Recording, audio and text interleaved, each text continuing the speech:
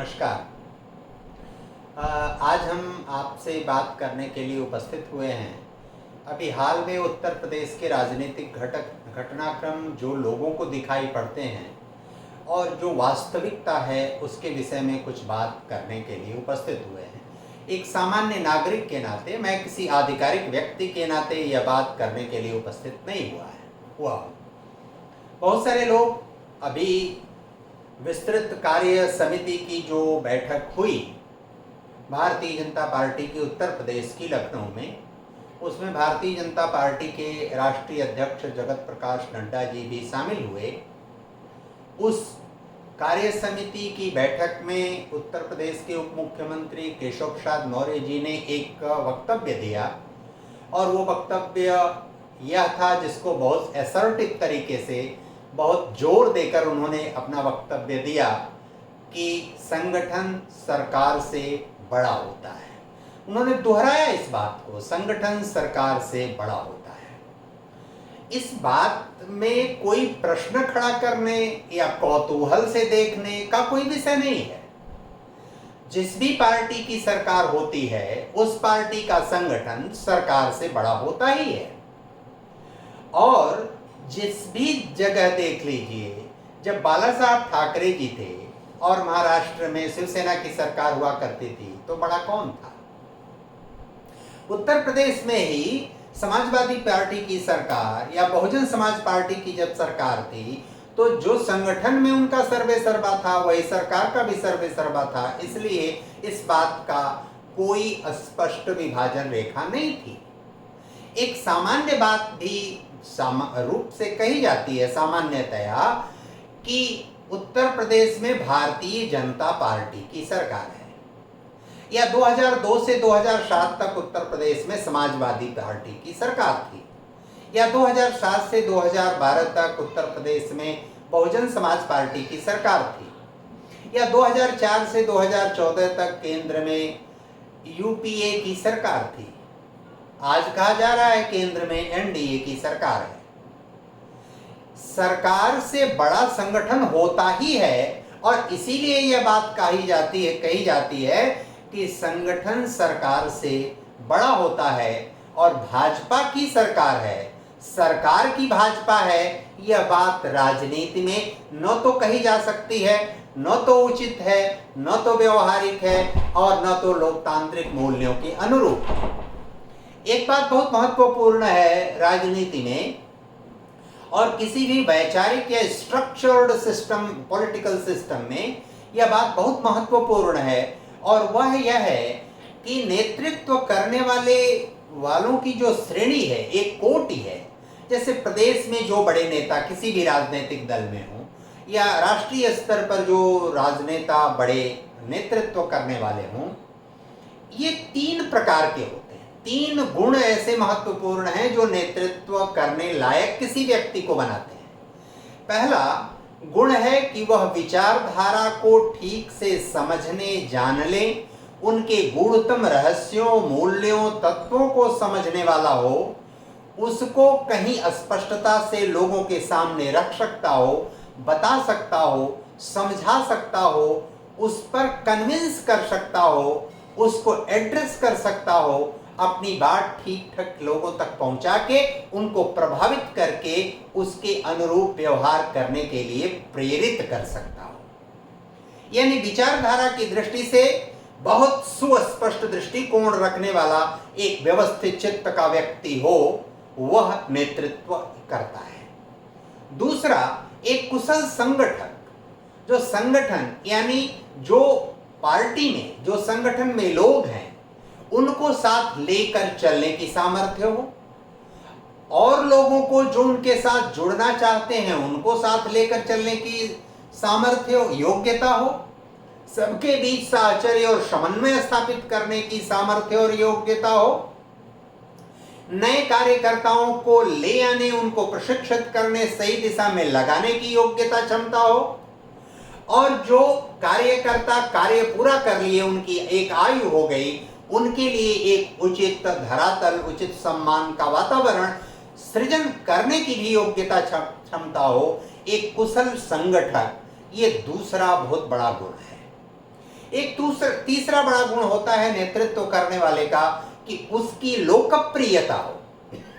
किसमें? समाज में, लोक में, प्रदेश में, उसके क्षेत्र में, उसके देश में लोकप्रियता हो उसकी, यानी वैचारिक दृष्टि से परिपक्व, दूरदर्शी, श्रेष्ठ व्यक्ति हो, सांगठनिक रूप से परिपक्व, योग्य, सक्षम, धैर्यवान, सहनशील व्यक्ति हो, और लोकप्रियता की दृष्टि से किसी को भी नागरिक समुदाय को, चाहे वो गांव में रहते हों चाहे नगरों में रहते हों, उन नागरिक समुदाय को, सभी आयु वर्ग के, सभी स्त्री पुरुष को अपने तरफ आकर्षित करने की, आकर्षण की, अपने वाणी से, अपनी भाषा से, अपने व्यवहार से, अपने कार्य से, अपने आचरण से अपनी तरफ आकर्षित करने का एक उसके अंदर गुण और कला हो। यानी 3 गुण हैं। एक तो वो वैचारिक दृष्टि से बहुत श्रेष्ठ और परिपक्व और सुबुद्ध व्यक्ति हो, उसमें एकदम सन्नद्ध व्यक्ति हो। दूसरा सांगठनिक रूप से कुशल और परिपक्व हो, और तीसरा लोकप्रियता की दृष्टि से वो सर्वश्रेष्ठ व्यवहार आचरण करने वाला हो।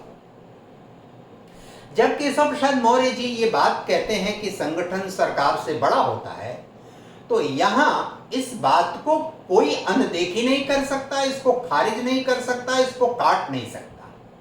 लेकिन एक बात यहां बहुत महत्वपूर्ण है, यदि कोई इस बात को योगी आदित्यनाथ जी उत्तर प्रदेश के मुख्यमंत्री जी से जोड़कर देखता है कि केवल इसी उद्देश्य से उन्होंने यह टिप्पणी की, तो ऐसा नहीं है। शायद उन्होंने यह बात इसलिए किया क्योंकि सामान्य मीडिया में या सामान्य जो मूल्यांकन प्रक्रिया है, उस मूल्यांकन प्रक्रिया में बार बार ये कहा जा रहा है कि कहीं न कहीं कार्यकर्ताओं की उपेक्षा हुई है, और इस उपेक्षा के कारण उनको ये कहना पड़ा कि संगठन सरकार से बड़ा होता है।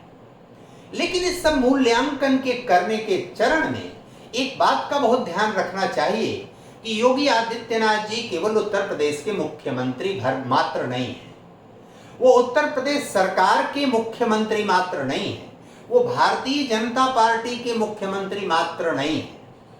उनकी सारी विशेषता, सारा मूल्य और सारा महत्व इस बात में निहित है कि वो गुरु गोरक्षनाथ पीठ के महंत हैं, पीठाधीश्वर हैं, और इस नाते जो वो भगवा वस्त्र धारण करते हैं, वह उस भगवा वस्त्र के कारण उनकी उत्तर प्रदेश में और देश के अन्य भागों में जो लोकप्रियता है, वह लोकप्रियता उनके अंदर वैचारिक दृष्टि से या सांगठनिक दृष्टि से यदि कुशलता थोड़ी कम भी हो, तो भी उस लोकप्रियता की आवश्यकता किसी भी राजनीतिक दल या संगठन को चाहिए होती है। नरेंद्र मोदी जी का मूल्यांकन इन तीनों आधारों पर वैचारिक परिपक्वता की दृष्टि से, सांगठनिक योग्यता क्षमता की दृष्टि से, लोकप्रियता की दृष्टि से, तीनों दृष्टियों से मूल्यांकन करेंगे तो तीनों पर सिद्ध और प्रामाणिक सिद्ध होते हैं।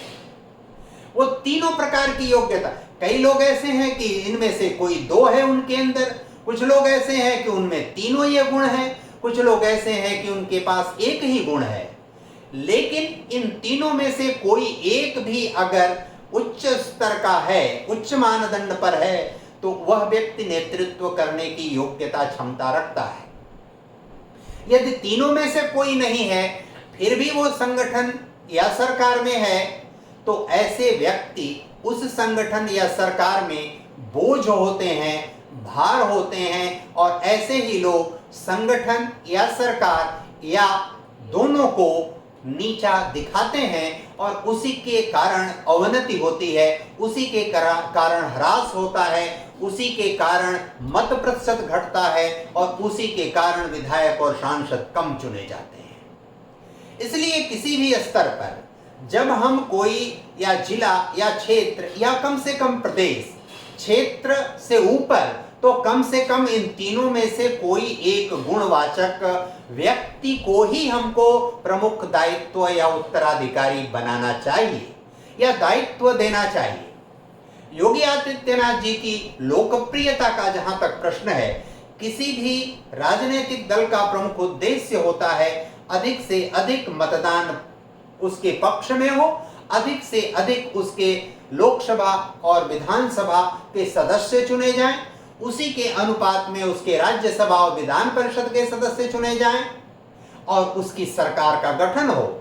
और उसकी सरकार का गठन हो तो उनके सांगठनिक लोगों का मूल्य और महत्व बढ़ता है। उनके सांगठनिक लोगों का मूल्य और महत्व बढ़ता है तो उनके वैचारिक आधार की स्थापना होती है। उस विचारधारा के आधार पर नियम नियोजन की संरचना बनती है और नियम नियोजन की संरचना बनती है तो एक चक्र, जैसे जैव भूरासायन चक्र होता है, उसी तरह से विचारधारा, वैचारिक परिपक्व व्यक्ति, सांगठनिक व्यक्ति, लोकप्रिय व्यक्ति परिणाम देता है, संगठन मजबूत होता है, संगठन के कारण विचारधारा मजबूत होती है, विचारधारा के कारण संगठक बनते हैं, संगठक के कारण लोकप्रिय व्यक्ति चिन्हित होता है, सामने आता है। इसलिए इस बात में जो केशव प्रसाद मौर्य जी ने कहा, उस बात में कहीं भी किसी प्रकार की उंगली उठाने का सवाल नहीं है। और जो लोग इसका फूहड़ और गंदा नकारात्मक टीका टिप्पणी कर रहे हैं, उनके अक्ल पर ताले आने वाले समय में लगेगा, ऐसा प्रतीत होता है। क्योंकि किसी व्यक्ति को या किसी सरकारी व्यवस्था को लक्ष्य करके उन्होंने ये बात नहीं किया, बल्कि जितना कार्यकर्ताओं का सम्मान आदर होना चाहिए, उनकी बात सुननी चाहिए, शायद उतनी बात नहीं सुनी गई और इस कारण यह परिणाम आया। इस तरफ उन्होंने संकेत मात्र किया है। और इसलिए योगी आदित्यनाथ जी का जो मूल्य है, केवल एक राजनीतिक व्यक्ति के आधार पर उनका मूल्यांकन करना गलत होगा। वो गोरक्षनाथ पीठ के पीठाधीश्वर हैं, यह उसमें एक बहुत बड़ा पक्ष है। और वह पक्ष वह है जिस मूल्य और मर्यादा के लिए केशव प्रसाद मौर्य जी अशोक सिंघल जी के साथ रहकर जो सनातन संस्कृत का पाठ उन्होंने पढ़ा है, वहां से अपना सामाजिक सांस्कृतिक जीवन आरंभ किया है। एक बहुत सुसंस्कृत, व्यवस्थित, मर्यादित राजनेता के रूप में वो आगे बढ़े हैं।